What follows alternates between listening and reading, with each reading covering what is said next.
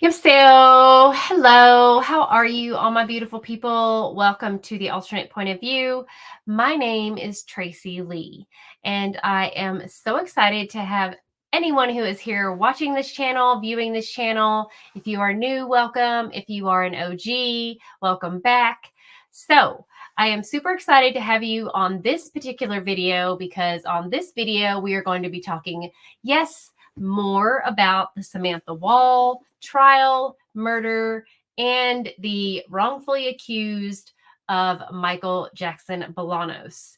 And this video in particular is very important because I have been enlightened to some alleged information that could possibly make this trial make a little more sense, but does it? So let's get into this. This is serious stuff. So now I have been researching the heck out of this use immunity. I have been researching a lot about Jeff Herbtsman. I have been researching his attorneys. I have been researching a lot about the prosecutor in Detroit.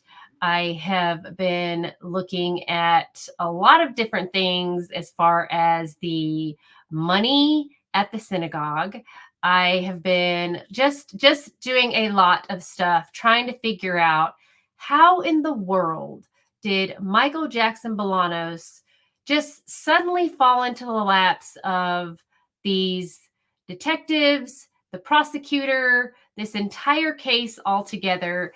And I just would like to say that there are no such thing as coincidences. This is something that I was taught in school. It was something that I was taught when I worked in retail theft. And it is something that is always taught in crime, is that there's just no such thing as coincidences. And when Jeffrey Herbtsman dialed 911 that night on November 7th, November 8th in Kalamazoo, that was not a coincidence. That was not something that he just did out of the random blue sky. He just thought, hey, I'm going to call 911 and I'm going to have this manic panic attack. So let's talk about Jeffrey Herbtsman and exactly how in the world did he get this use immunity? I know we've talked about this several times already, the use immunity, but the use immunity has just really, really been bothering me. And it's been bothering me because no one gets use immunity. Use immunity, and I have spoken to several different attorneys, okay? And I've talked to attorneys from several different states, not just Michigan. I've talked to attorneys in Texas. I've talked to attorneys in Michigan. I've talked to attorneys back home in Alabama. I've talked to universities. So this isn't coming from just one attorney. It's coming from many attorneys, both on the defense and the prosecution side. And use immunity is literally only given if a person has something to offer the prosecution. Now, Jeff had absolutely nothing to offer the prosecution. All he had to offer was that he was recanting his confession. Other than that, he had no one to offer up for his confession. He had no one to offer up for a larger crime. It would be different if he and Michael Jackson Bolanos were involved in the crime together. And maybe if he were offering up some sort of story that he and Michael Jackson Bolanos plotted this together and Jeffrey was the mastermind, but Michael Jackson Bolanos actually was the killer, then if Jeff wanted to get a lesser sentence or something, then that would be the reason why Jeff would have gotten use immunity. But other than that, there's no reason for Jeff to get use immunity. So it doesn't make sense. It's never been done. It does not happen. You don't get use immunity just to recant your confession. Also, this idea that Michael Jackson Bolanos was given a charge of lying to the police. Well, if you want to look at it that way, Jeff also lied to the police by giving a false report. If he supposedly didn't kill Samantha, then why would he call 911 and confess to killing Samantha? So this is another question. If it's good for the goose, but not good for the gander. So Michael Jackson Bolanos was charged with lying to police, but Jeff wasn't. Also, again, we've been over this interrogation of Michael, who went in for supposedly theft, but left with a murder charge. And Jeffrey was not interrogated. He was not interviewed. He was sort of questioned as to why in the world do you think you're having this manic attack? And he was able to call his mother and have his mother call that attorney. Now, I want to share with you a screen because this is going to give you an idea of where in the world this use immunity came from. And I don't know if you're going to be able to see this, but I made this chart because this chart is going to tell you and hopefully put a few pieces together for you, because hopefully this chart is going to let you know exactly where in the world all of these things meet. Up here we have Samantha Woll, of course. She was murdered on October 21st, 2023. We all know that. She was brutally murdered in her home. She was attacked that night, in the middle of the night. She was stabbed 8 times. There was blood everywhere. She was drenched in blood. And this attack took place somewhere between 1:38 and 4:20 in the morning. Regardless of what the prosecution is trying to say, that this attack happened at 4:20 and ended at 4:20 is absolutely asinine. There's no way that you can predict a time of death off of an ADT movement that is 30 seconds off. It just doesn't work that way. Also, there's no way that a perpetrator can leave or even clean up after that messy of a crime scene, go pick up a backpack, and then walk nearly over a half a mile away and look perfectly calm and have no blood on their person from that messy of a crime scene. So the fact that they think that he did this in 0 seconds is not believable. And the fact that you have Samantha connected to the synagogue, and the synagogue who has all of these donors mainly like the Gilbert family. Also, the synagogue who's connected to the donors is also connected to the Democrat Party, which Samantha was very, very a part of. Dana Nessel wanted to take the case right away. She is the attorney general. You have Samantha Woll, who is connected to the synagogue, who's also connected to Jeff Herbtsman. And you also have Samantha, who's connected to David Willington, who is also in politics and an attorney and also runs his own real estate. She's also connected to Aaron Pergament and Brett Foreman. There are all of these people she's connected with. And then you have the big deal. Jeff Herbtsman is involved with synagogue and this cover-up, and he gets use immunity. Now, how does all this come about? Well, in this next graph that I make, you see that Samantha is murdered, and then you see Jeff Herbtsman confesses, and then Allison Krieger becomes Jeff's lawyer. Now, Allison Krieger is not without her own conspiracies and her own conflict through some strange text messages, allegedly. And then her father is Mark Krieger. Now, the two of them do criminal law, criminal defense. Mark Krieger, her father, mostly does white collar criminal defense in the federal courts, which connects him with Mark Chastain, who actually is also a prosecutor for white collar crime. So the two of these work very closely together. Where does Mark work? The DOJ, Department of Justice. Now, why is that important? It's important because these two see each other all the time in federal court, and they have to make deals and bargains. And so they kind of have to be professionally important and buddies to each other, right? So Allison and Mark get use immunity for Jeff in order to get the conviction that they're looking for Michael Jackson Bolanos. Well, how do they do that? How do they get use immunity for Jeff?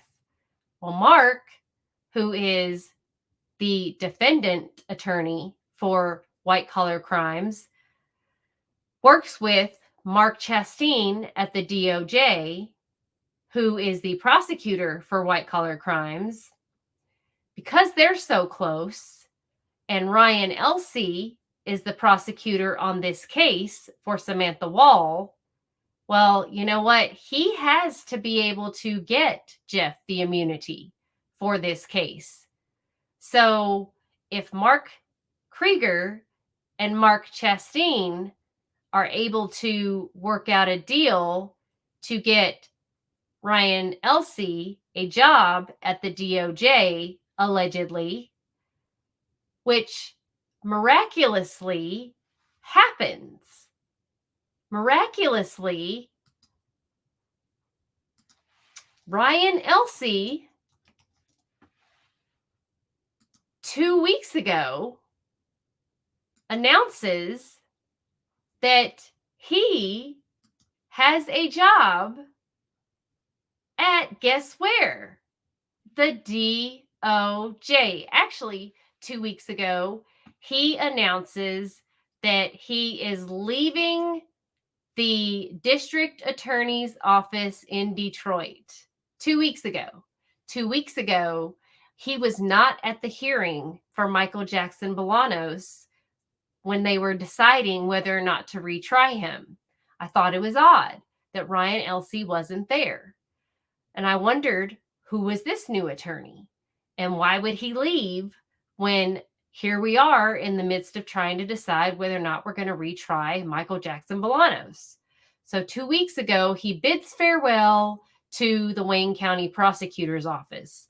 And then 6 days ago, he is happy to announce and share that he is starting a new position as a trial attorney at the U.S. Department of Justice. Now, is it just me, or does that timing seem kind of fishy? Now, let's not forget that when someone is given use immunity, normally in a use immunity contract or agreement, the defendant or client has to agree to a polygraph test, usually. Now, I don't know if Jeff agreed to a polygraph test, and if he did, I don't know if that's why the prosecution only gave him use immunity, because as we know, use immunity is only partial immunity. It's not transactional immunity. Transactional immunity means that you will never be charged for this crime, ever, never, even if evidence comes out saying that you did it. But Jeff only got use immunity, which means that if there is evidence that comes out later, the prosecutor's office will be able to charge him with this crime. Also, let's say that Jeff threw the knife or left the knife at his parents' house in Chicago. Chicago or Illinois would be able to charge Jeff with you know, evidence tampering or something in that state if they wanted to. This does also not stop federal from prosecuting Jeff. It also does not stop civil suits to come towards Jeff if Samantha's family decided to do so. But since Samantha's family is pretty adamant that it's Michael, they're not going to do that because they're really trying to keep this in quietly around the Jewish community. What I also found very interesting doing this research is that Kim Worthy is very, she has actually put more Black men in prison since, any other prosecuting attorney, district attorney in Detroit, and she just keeps getting voted in. It doesn't make any sense. I don't understand how this woman can keep getting put in office when she just keeps putting more black men in prison. She has a very high rate of conviction of putting men in prison. And I think that says a lot about her because she definitely wants to ensure that she is putting people in jail, mainly Black people. And that seems to be her very goal. So I believe that because of that, that's what keeps her, record looking good the way she wants it to. So she is very good about that. She has a 93% African American as Wayne County's JWAP population. I need to put my glasses on. My apologies. She 39% of Wayne County's African American population. She has juvenile life without parole in Wayne County, which is really sad. So there's a juvenile lifer resentencing division. I think that's very sad that she has that. She also, out of all those over 11,000 rape kits that she had tested, she put over 200 people, had over 200 convictions that went over 40 states, by the way. Out of those rape kits, she didn't exonerate anyone, just so you know. The conviction integrity unit, by the way, will only take certain cases, and she does not ever say that the DA's office was wrong. She only will state that, what a job that they're doing, but she never will admit to wrongdoing. So the integrity unit is really just for fluff and to try to make her look as if she's doing something that she's not really doing for the city of Detroit. So Kim Worthy's office is, to me, pretty corrupt. But what I have also found is that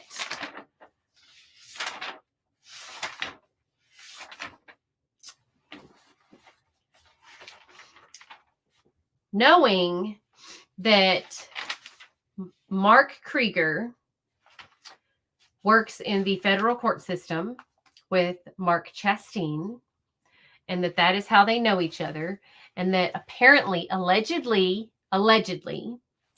in my findings, it takes 6 to 9 months. Actually, no, it says this on the website. It takes 6 to 9 months for an attorney to get a job, go through the clearance process from start to finish at the DOJ.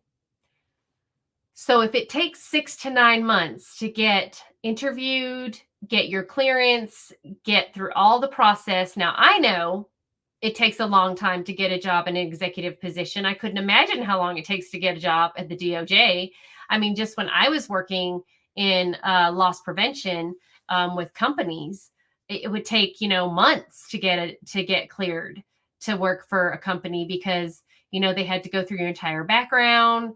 I had to interview with not just the manager or then the district manager. Then I had to interview with the regional manager. Then I had to do a panel interview. Then I had to interview with the territory vice president. Then I had to interview with the vice president. Then I had to, and it just went up from there.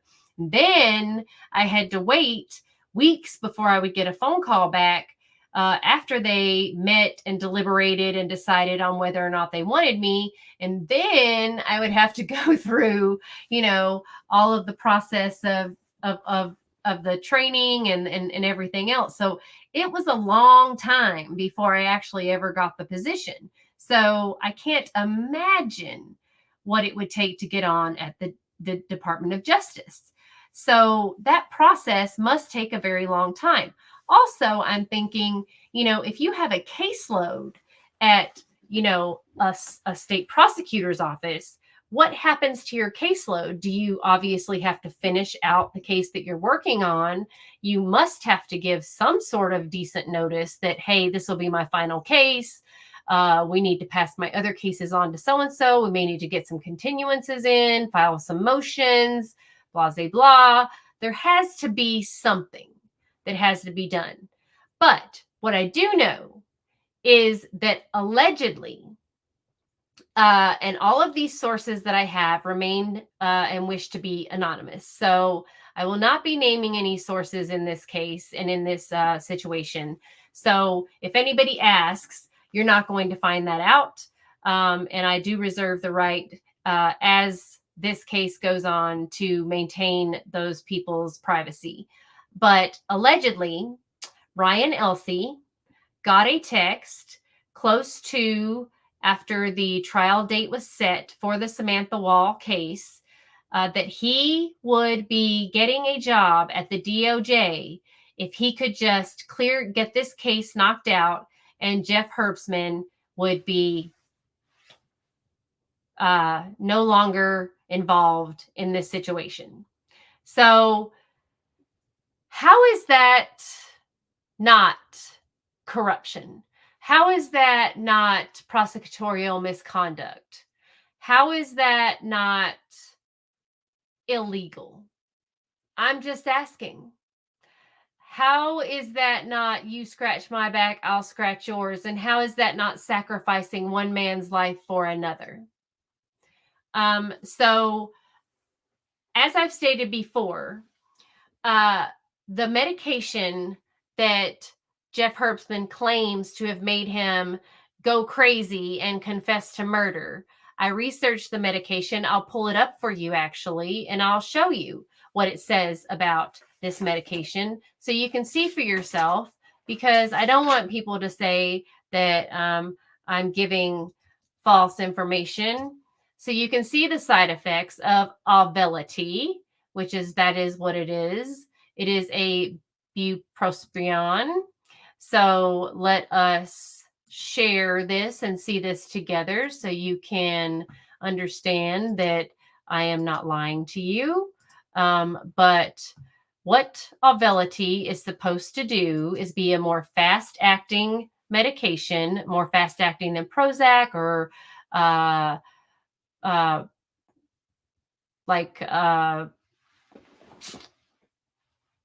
Zoloft or something like that. Side effects are like dizziness, headache, diarrhea, feeling sleepy, dry mouth, sexual function problems, excessive sweating. Now, yes, are there some more severe things? Let's say there might be some weight gain. So I would not take this because it has weight gain. It's supposed to work faster. So most antidepressants take like a couple of weeks or 3 weeks to get into your system. This one's supposed to take about a week, but I looked up some stats and it only happens in about like 20 something percent of the people that take it. Um, every medication gives you these warnings if you have suicidal thoughts or actions, or your depression or anxiety worsens, to stop taking it. Now, if you have a seizure disorder, you shouldn't take it. If you have an eating disorder like anorexia or bulimia, these are some things and reasons why you shouldn't take it. Obviously, drinking alcohol, you shouldn't take that. You shouldn't mix it together. But normally it's, pretty okay, except the weight gain. It could increase your blood pressure, tells you that. Now, manic episodes. Um, Manic episodes may happen, and here it states it right here. Manic episodes may happen in people with bipolar disorder. Now, correct me if I'm wrong, but I'm pretty sure that Jeff Herbtsman himself said he only had depression. He never, ever, never, ever, never mentioned that he was bipolar. So now you would never, now, according to this drug itself, it says manic episodes may happen in people with bipolar disorder. Not just because you're dang depressed and you smoked a little weed. No, no. May happen in people with bipolar disorder. So I just want to make sure people understand, according to Jeff, he's not bipolar. He's just depressed. So that manic disorder he said he had, that manic panic attack, that medication does not make you do that. It is not a control substance. It's just a regular medication. It's no different than Prozac or Zoloft. It's just supposed to work a little faster and get in your system a little faster. And that's that. And as far as the Trintellix is concerned that he was on before, you don't have to wean off Trintellix and start the Auvelity. You just stop taking Trintellix and begin to take Auvelity, period. Trintellix is stronger, and any doctor who would tell you to wean off Trintellix and start taking Auvelity at the same time should be lose their license, because it's very, very dangerous to mix those drugs. But there is that for the medication. And if we are just going off of what Jeff Herbtsman says, because they didn't get a doctor up there to verify that information, and they are literally just using Jeff's word. So I just want to put that out there, because that is definitely something that everyone needs to look at. Now, let's look at the money. Let's follow the money for Isaac Agree Synagogue. How did Isaac Agree make so much money so fast? Well, quite frankly, it was because of Samantha. So Isaac Agree made a ton of money trying to rebuild this synagogue. Don't forget, this synagogue was on its last leg. It was a condemned building. It was supposed to either be sold or torn down or whatever we were gonna do with it. But when Samantha came along, and shortly after COVID, the synagogue started making a ton of money. And you have supporters here who are all major people in and around downtown Detroit. There are people at the synagogue who are major,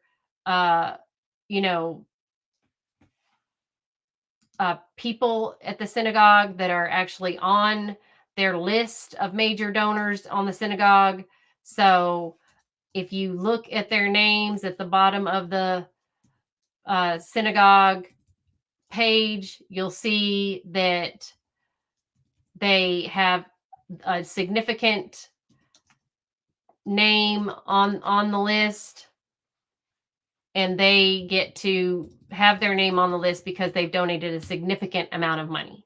So if you want to take a look at that, I'm going to show you so that you can see that those names match up with this money. So the first name we're going to look at is the big donors. The Gilbert family here donated $250,000. So their name is on the Isaac Agree page. On the bottom of the front of their homepage, the Gilbert Family Foundation is on there. So they donated $250,000. Then you have other donors. Anyone who's donated large sums of money, 250 or more, are on the page for the synagogue. They get to have their name on the synagogue page. So a lot of other donors, like 5, 10, 100,000 doesn't even get you on the page for the synagogue. We also have the Fisher family. They donated $500,000 to the synagogue. We also have the Jewish, the Kahn family donated $200,000. The Jewish Fund donated $400,000. The Jewish Fund, by the way, donates every year to the synagogue that much money, like $400,000 to $500,000.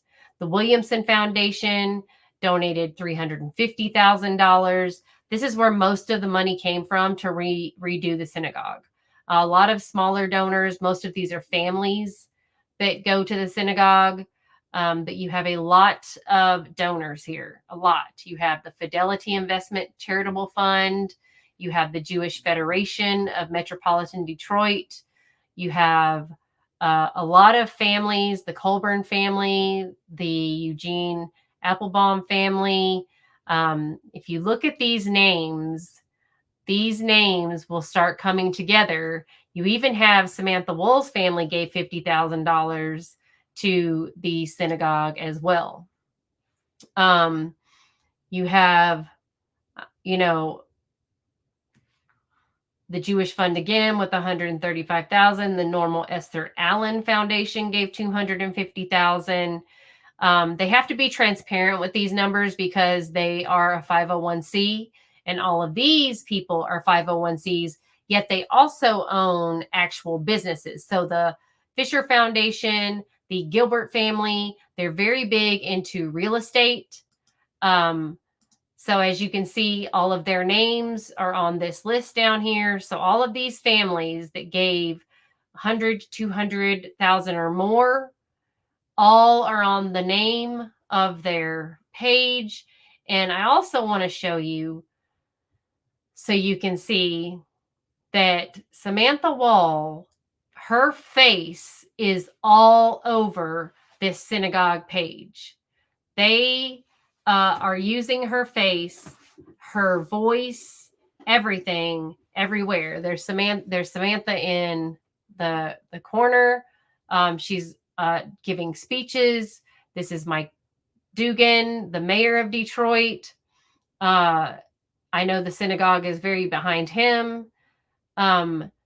She is going to have they're going to have a block party for the synagogue, and she is going to be, I think they're going to name the synagogue after her. But my biggest thing and takeaway that I want everyone to get from this is that Friday is another hearing for Michael Jackson Bolanos. Okay. And this hearing is going to determine whether or not, and see this again, Samantha is everywhere. They're still using Samantha to gain money for this synagogue. There's Samantha again. They're using her image. There's Samantha again. And they're constantly putting her up there because this synagogue needs Samantha dead or alive to make money. And I believe there's Samantha again, still talking. She's not even the president anymore. She's not alive. And it is very sad that they are using her image, using her speeches, using everything to still gain traction for this synagogue and to still follow their agenda of making as much of downtown Detroit as they possibly can. I mean, I hate to say it with the tensions going on in Detroit, but because none of these other people that work for the synagogue have any connection to Detroit, they're all outsiders. That's what they need, because Samantha was Detroit. She was the only local. So they're using her still to keep this going. So the major thing in this is that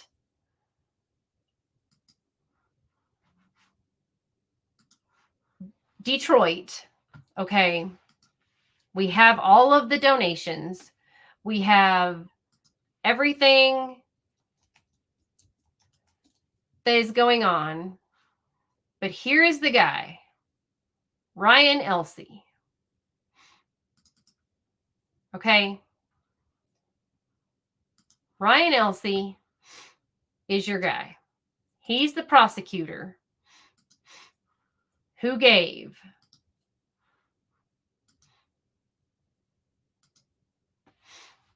this guy gave use immunity. He gave use immunity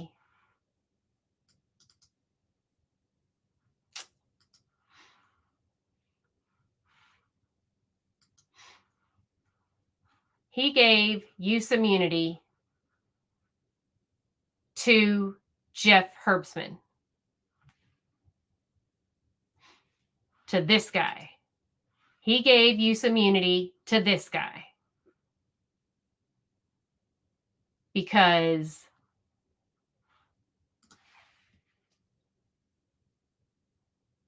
this person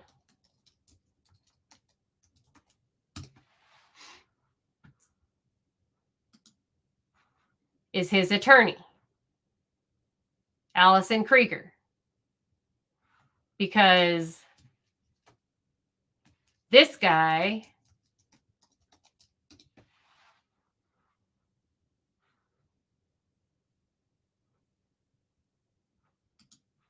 is her dad, who works in what? White collar crimes. And who does he face off against when he works white collar crimes?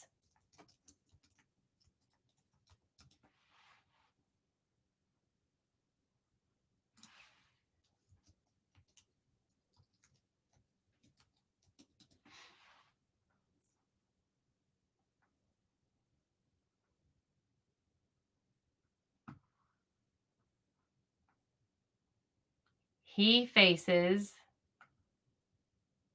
well, he's an attorney in white collar crimes at the DOJ, so he's hard to find.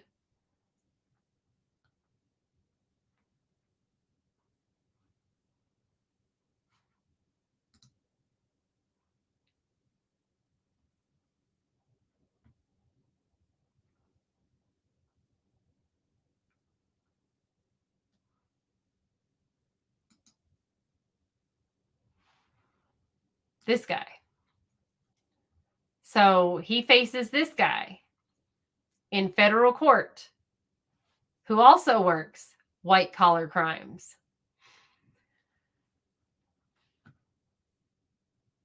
And then suddenly, as I stated, Ryan Elsey is happy to announce his new position as a trial attorney at the Department of Justice.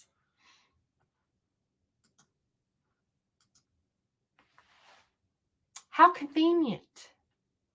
How convenient is all of that?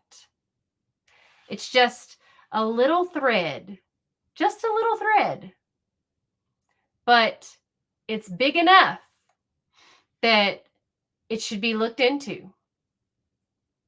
It's big enough that it's an allegation, it's alleged, but if someone wanted to look into that, if there were a way to find out when Ryan Elsie started talking to the DOJ, that would be pertinent information. If we could figure out when and, how this whole immunity thing got brought up for Jeff Herbtsman, that would be very interesting information to have. But I'm just saying, it just seems very, very, very, very strange that it, as I said, there's no such thing as a coincidence. And when you have a situation where Jeff Herbtsman confessed to killing Samantha Woll, and he said he had the means, the opportunity, and he was outsmarting the police, and he was able to call his mother, Ann Lee Herbtsman, and ask for an attorney, and she didn't ask why or which one. She just knew because Allison Krieger was ready and waiting. And she's a criminal attorney, you guys. She's not just a family lawyer who's, on call. She's a criminal lawyer. So they knew exactly what to ask for. And to know that Jeff Herbtsman was not looked at any further after those 72 hours should scream that something is very, very wrong here. So, again, where do you get use immunity? And where is the lie detector test? Where is the lie detector test for Jeff Herbtsman? And how does Ryan Elsey get to be working at the DOJ? What is his track record at the prosecutor's office? I cannot find that. Where is this controversy with Allison Krieger? She had some text messaging controversy. Where is that? It's up in Detroit somewhere. I'm in Austin. So there was some sort of controversy, some little tiff going on between Allison Krieger. She has a mess too. She's got a little splotchy background. Mark Krieger, also, again, he's the one with all the connections, not really Allison. So I would like to see if anyone wants to, disprove me. Make me, show me that this isn't true. Show me that Ryan Elsey didn't trade one man's life for another. Show me that there is zero contact. And, oh, by the way, Ryan Elsey used all this data, all these, cell phone towers and all of this stuff. Show me that there are no text messages between Ryan Elsey and anyone else regarding his job at the DOJ that don't coincide with the time that this trial started. And show me that there's no communication between Ryan Elsey, Mark Krieger, or Allison Krieger that have anything to do with Jeff Herbtsman use immunity, because no one that I have found has ever gotten use immunity that wasn't giving up someone else. For instance, in a RICO trial like YSL Lil Woody, or any other RICO trial, for instance, like a mob case, or again, like in Adam Montgomery, or any other trial where someone was being charged with a crime. That's the key word here. Use immunity people are given when they are already being charged with a crime. Jeff Herbtsman was never charged with a crime. So, no, that is not a thing. So what in the world, how in the world did the Wayne County Prosecutor's Office see it in their heart to give a man use immunity and take a black man off the street and put him on trial for murder when they brought him in for a pair of glasses. Now, again, I'm just going to say and caveat this that this is allegedly. But if it's not true, say it ain't so. And where there's smoke, there's fire.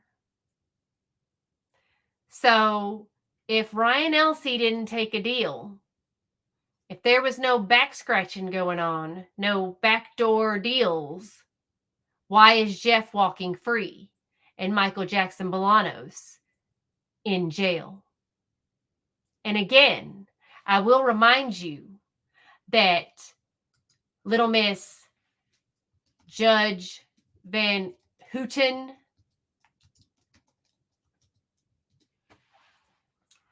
her background is literally nil. I will show you again that she has zero background in criminal justice. I don't even know what to say and how she got in this position, but she is the judge in the criminal division of the Third Circuit Court in Wayne County, Michigan. But prior to her taking the bench, she was a sole practitioner in Dearborn for 5 years and as an associate at Evans and Luptak PLC for 7 years, practicing in the area of business and commercial litigation and a probate and estate planning litigation. Previously, she served as a law clerk for Honorable Brian K. Zara in the Michigan Court of Appeals and the Third Circuit Court, a former member of the Michigan Civil Rights Commission and the State Bar of Michigan's Judicial Qualifications Committee. Judge Van Houten continues to serve on the State Bar's Representative Assembly. Involved in her local community, she was a member of the Dearborn Heights City Council for 14 years, a distinguished president of the Dearborn Heights Kiwanis Club, and a vice president of the Goodfellas. Judge Van Houten is a chapter co-author of the ICLE's Michigan Civil Procedures. Again, very small background. She was appointed by the governor before Judge Whitmer. So again, with that background, I don't feel like she knows enough about the criminal law. She's really depending a lot on what the prosecution is telling her. And I also feel, unfortunately, I have spoken to a lawyer in Detroit, another lawyer in Detroit. She was on the news. She's amazing. She really tells it like it is. And I like her a lot, and I'm hoping to have her on the show. But Lillian gave a lot of insight into this case, Lillian Diallo from Detroit, Michigan. And she said that, the prosecution knows they cannot take this back to trial. I mean, Michael Jackson Bolanos was found not guilty on the main charge, and to bring him back to trial on the other charges is double jeopardy. It just flat out is. So, but my thing is we have to know who killed Samantha Woll. And I believe we do know who killed Samantha Woll.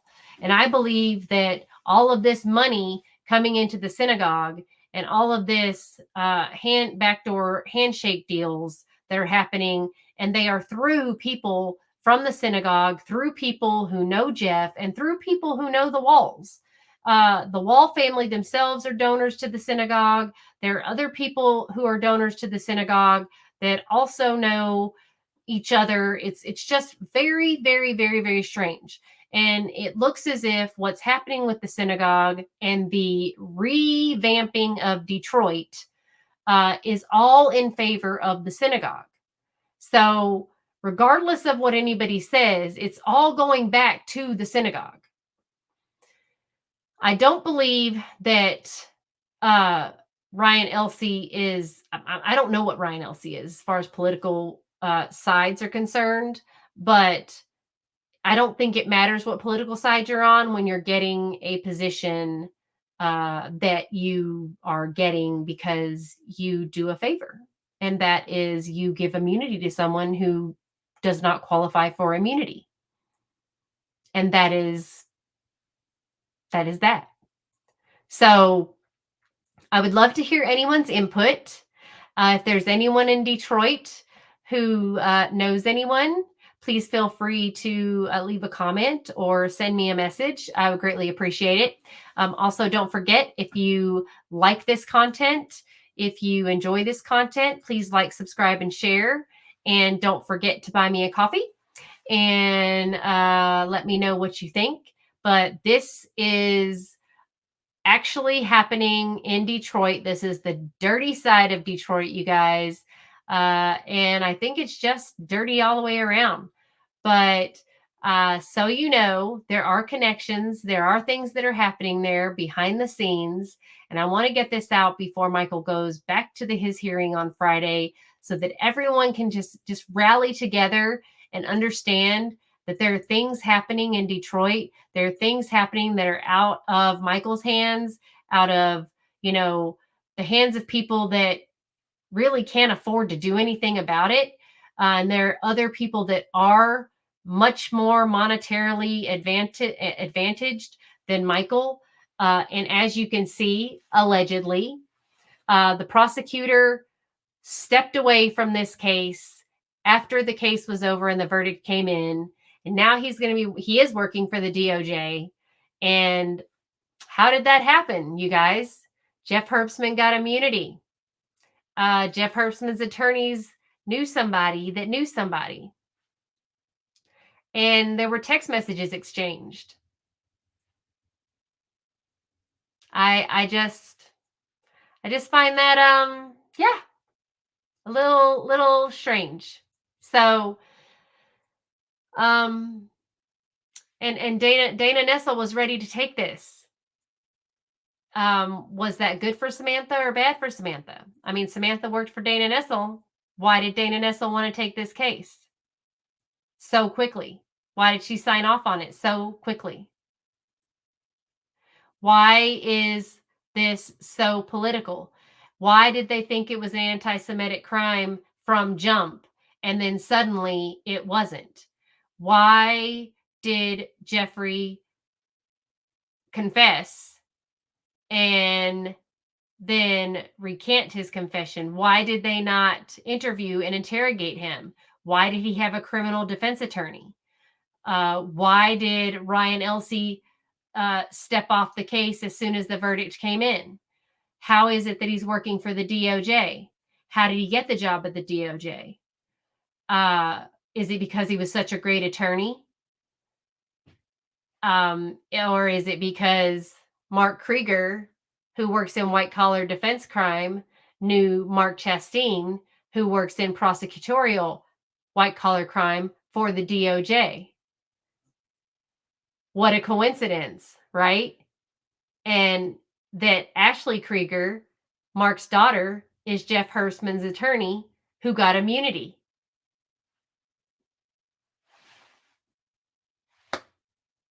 What do you think?